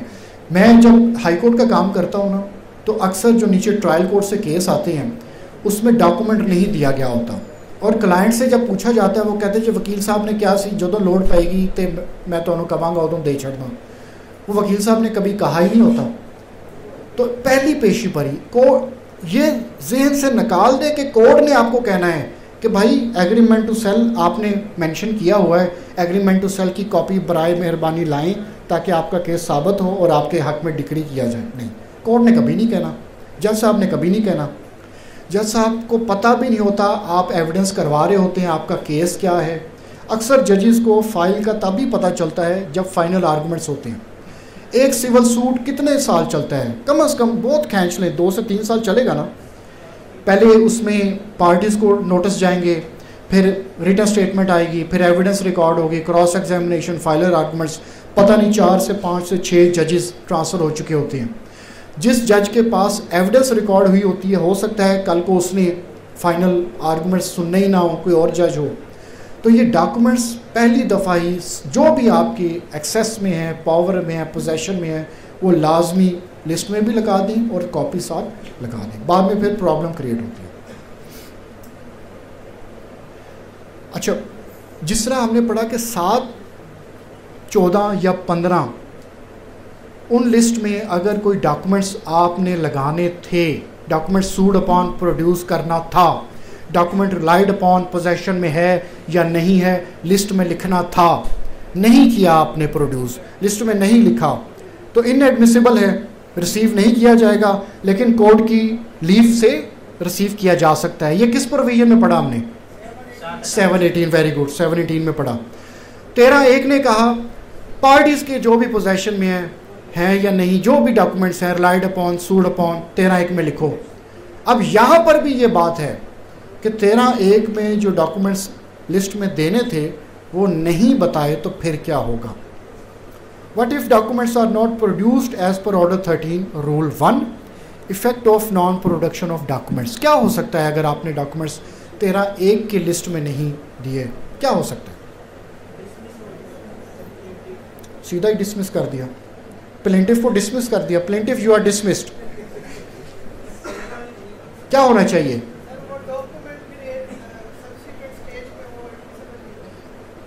कुछ ऐसी ही बात है। 13 rule order 13 rule 2, effect of non production of documents shall not be received at any subsequent stage of the proceedings। First hearing पर नहीं दिया ना, बाद में वो डॉक्यूमेंट किसी और स्टेज पर रिसीव नहीं किया जाएगा। This is rule, and where there is a rule there is always an exception, unless good cause is shown to the satisfaction of the court for non production.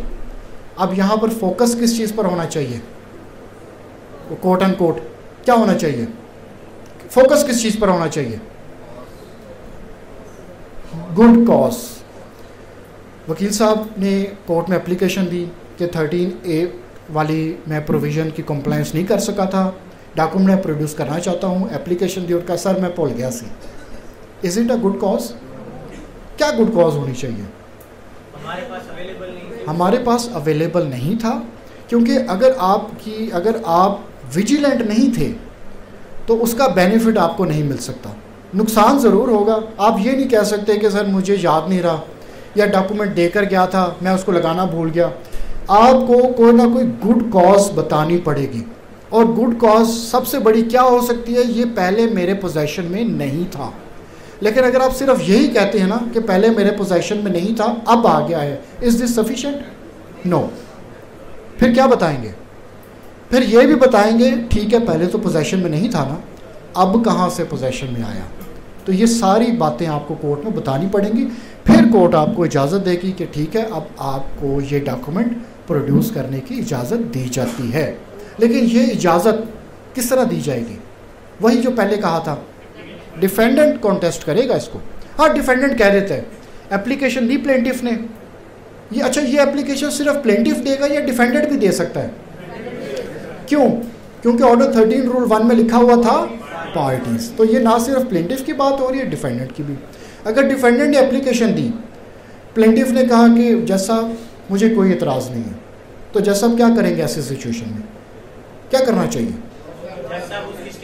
Yes, orally नहीं, वो कहेंगे वकील साहब statement दें। अच्छा ये statement हल्फ पर होगी? विदाउट हल्फ, बिला हल्फ स्टेटमेंट कि मुझे मुर्दा अलह की इस दरख्वास्त को मंजूर किए जाने पर कोई एतराज़ ना है, ये स्टेटमेंट देंगे।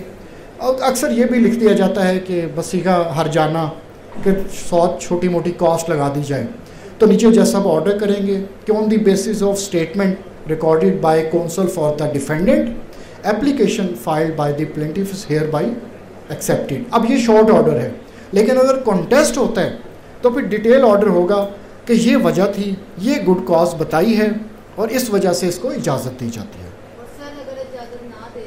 अगर इजाज़त ना दे तो फिर क्या करना चाहिए?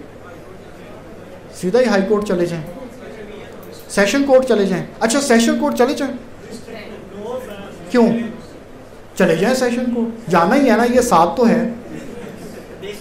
यस, देखिए ये ज्यादती नहीं करनी, सिविल जज को मजिस्ट्रेट नहीं कहना, डिस्ट्रिक्ट कोर्ट को सेशन कोर्ट नहीं कहनी, जो कोर्ट है उसको वही कहें।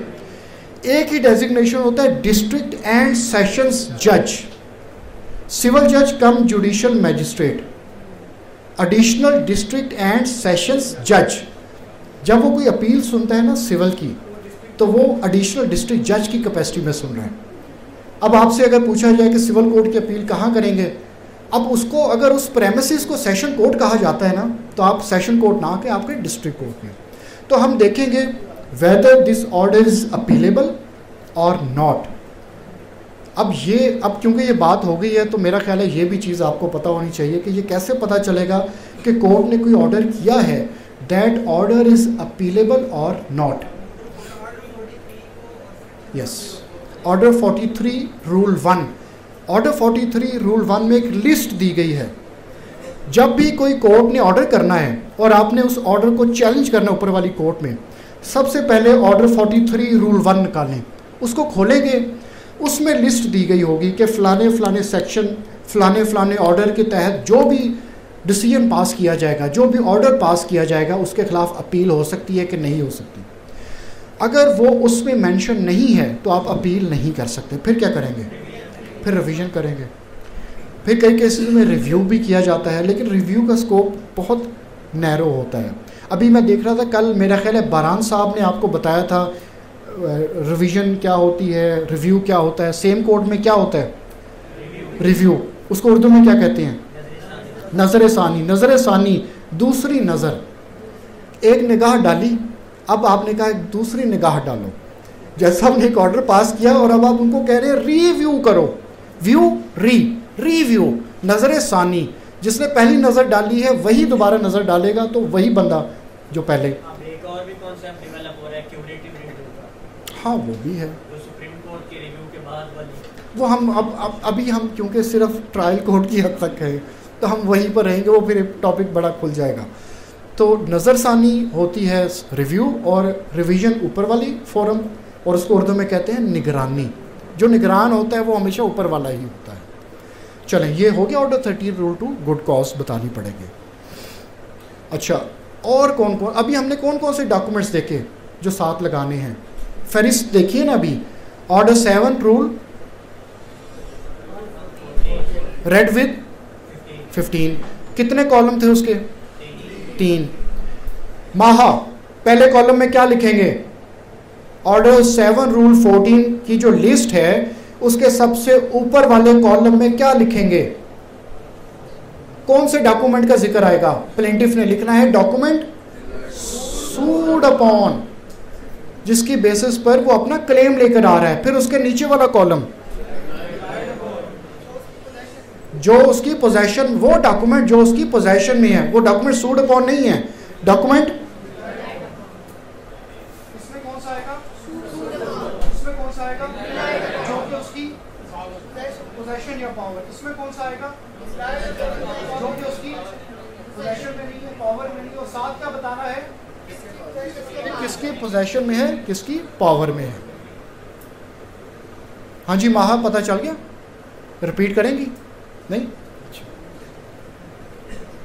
फिर उसके बाद order 7 rule 19 address to be file. अच्छा वो हो गया। और फिर 13(1) का फॉर्म।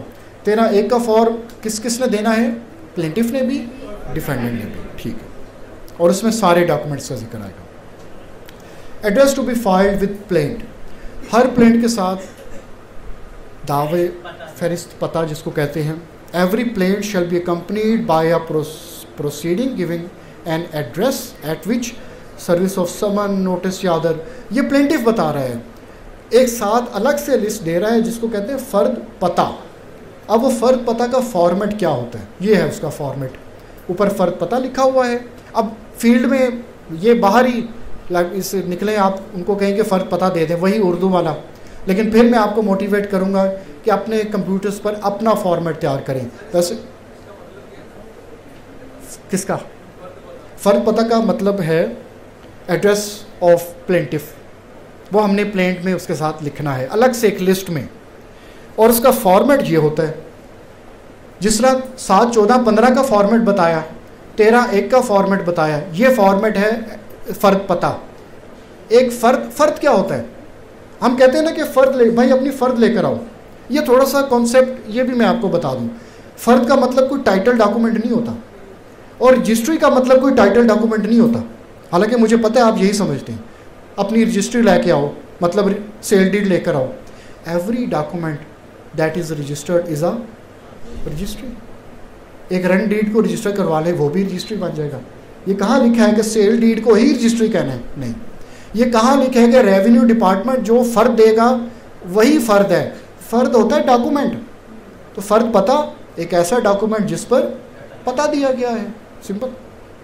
तो यहाँ पर क्या होगा? वही सूट नंबर, टाइटल, सब्जेक्ट, ये एक खाना बना होगा और इसके अंदर आपने डिटेल लिख देनी है।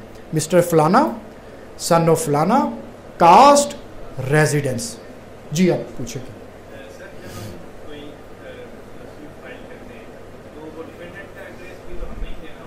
जी वो इसमें नहीं देना, वो आपने टाइटल में देना है।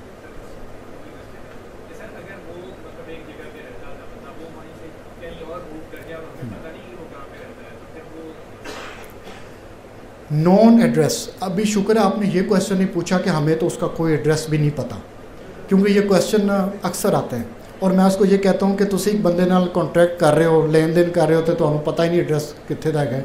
ये क्वेश्चन ना सिर्फ क्वेश्चन के हद तक होता है, लेकिन ऐसा पॉसिबल नहीं है। ये पॉसिबल ज़रूर है। आज वो एक घर में था, अब वो घर छोड़कर चला गया हुआ है। आपके पास कौन सा एड्रेस है उसका? वही वाला ना। जब उसको नोटिस, ये बड़ा प्रैक्टिकल क्वेश्चन है ये, जब उसको नोटिस जाएगा ना तो प्रोसेस सर्वर रिपोर्ट लेकर आएगा। प्रोसेस सर्वर रिपोर्ट किस में बनाता है? उसी नोटिस पे या समन के लिए। आपको पता है, अब नोटिस देखे हुए हैं ना, कोई है नोटिस की कॉपी शॉपी है इस वक्त आपके पास? चलें, नोटिस एक उसका फ्रंट साइड होती है, एक बैक साइड होती है। फ्रंट साइड पर लिखा होता है नोटिस या समन। अब ये आपको एक रिसोर्स पर्सन बता चुके हैं what is difference between notice and summon, वो आपको पता है। अगर नोटिस गया है, नोटिस की हेडिंग होती है और पता होता है, टाइटल होता है और नेक्स्ट डेट लिखी होती है, पीछे ब्लैंक होता है। प्रोसेस सर्वर जब जाएगा तो बैक साइड पर एक रिपोर्ट बनाएगा। ऊपर लिखेगा रिपोर्ट और नीचे लिखेगा फलानी तारीख को मैं गया और वहाँ पर ये शख्स रहता ही नहीं है, वो अब जा चुका हुआ है। नीचे वो अपने साइन करेगा और रिपोर्ट कहाँ सबमिट करेगा? कोर्ट में। अब आप नेक्स्ट डेट आ गई, आप कोर्ट में गए, जैसा आपने कहा भाई इसका तो पता ही नहीं है, न्याय पता दें।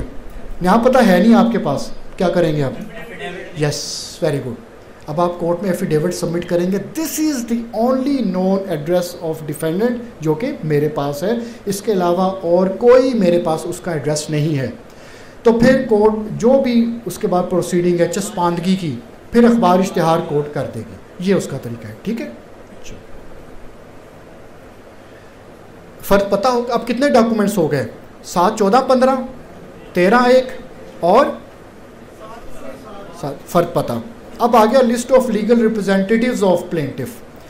जब आपने दावा दायर करने साथ ही एक लिस्ट बना दी जिसमें आपने लिखा कि ये मेरे कानूनी वारसान हैं। ये क्यों बता रहा है? वो तो जिंदा है, अभी से ही बता रहा है कि मेरे कानूनी वारसान ये हैं। अगर उसकी डेथ हो जाती है, प्लेंटिफ मर गया है और उसके लीगल एयर्स आ गए हैं, जो प्लेंटिफ ने लिस्ट दी थी वो 5 लोगों की थी और जो लीगल एयर्स आए हैं वो 2 हैं, तो कोर्ट टैली कर सकती है क्योंकि प्लेंटिफ ने खुद बताया था कि मेरे इतने वारसान हैं और जो आए हैं वो 2 हैं। तो कोर्ट उससे पूछेगी ਤੁਹਾਡਾ वालद से कहता सी मेरे 5 ने, बाकी कितने 2 गए।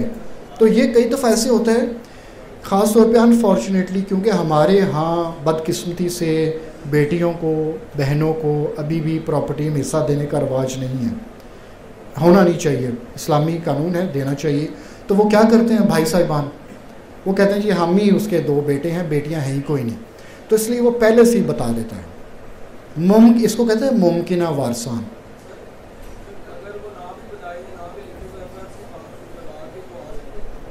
वो देखिए, अगर उसने नहीं बताया तो इसका मतलब ये नहीं है कि बाद में फौत होने के बाद कोई वारसान नहीं आ सकता। ये तो इसलिए लॉ ने कहा कि ताकि बाद में किसी किस्म का डिस्प्यूट ना अराइज हो सके। लेकिन ज़ाहिर बात है वो आ सकते हैं, उनका राइट है। वो डेथ के बाद दे step into shoes of their predecessor.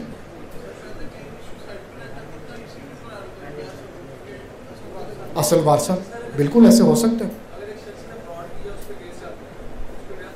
Attendance बेशक लगा लें ताकि जो जाना चाहते हैं वो चले जाए।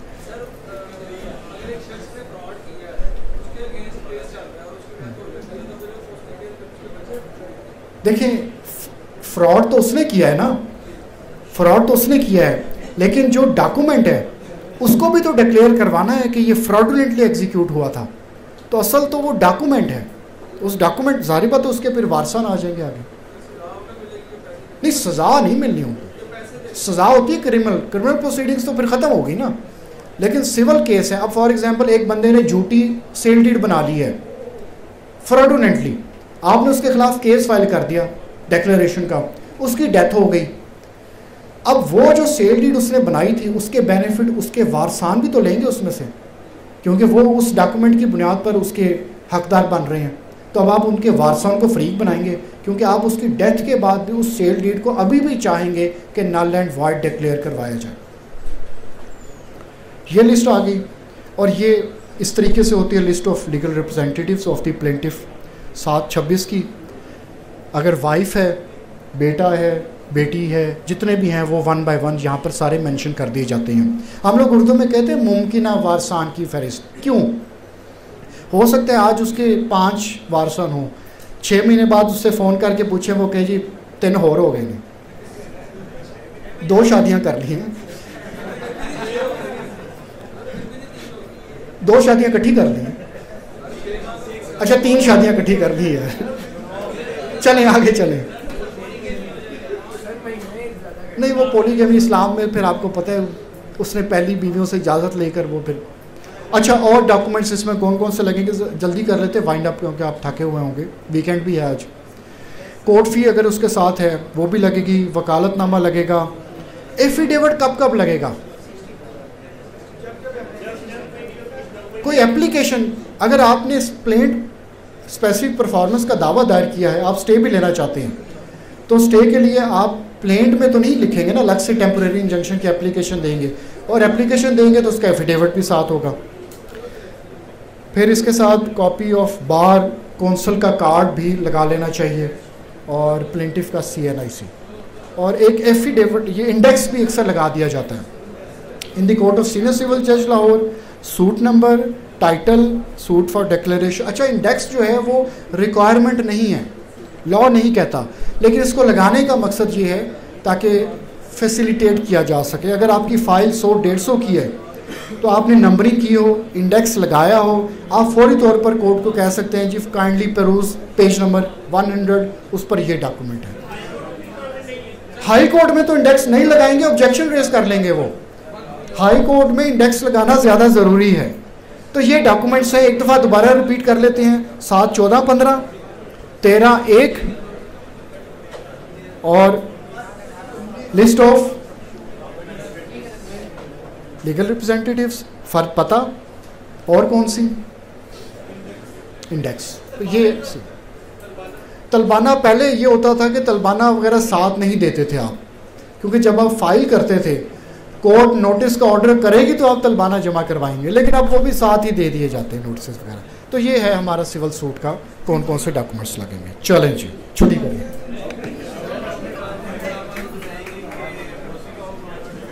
ये इसको बंद कर दें सर।